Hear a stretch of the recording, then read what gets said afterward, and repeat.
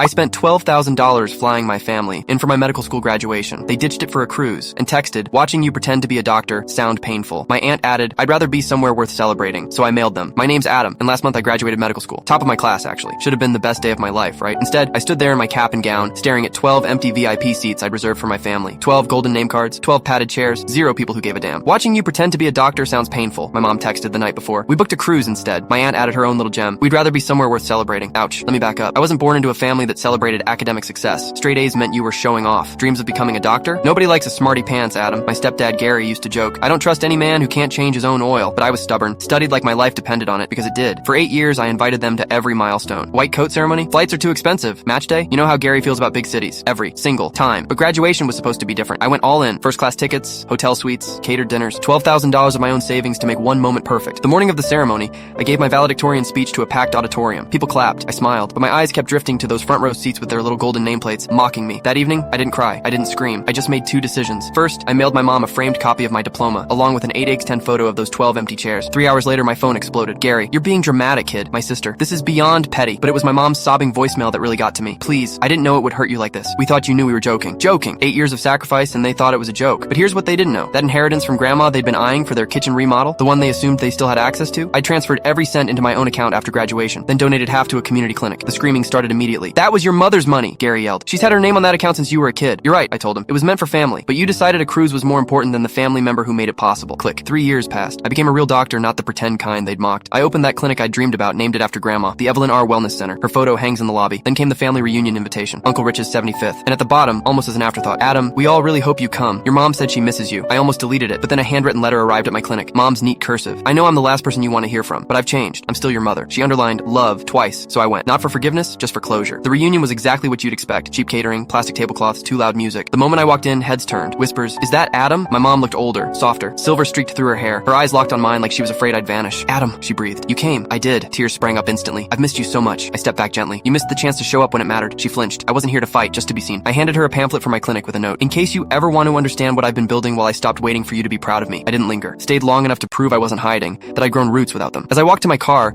Marcus appeared, my best friend who'd shown up to graduation with a "proud of my brother Dr. Adam" sign. "Figured you'd want an exit drink," he said, holding up coffee from our favorite place. In my rearview mirror, Mom stood in the doorway, pamphlet pressed to her chest, watching my car disappear. She didn't wave, neither did I, because some endings don't need closure, they just need peace, and I finally had mine.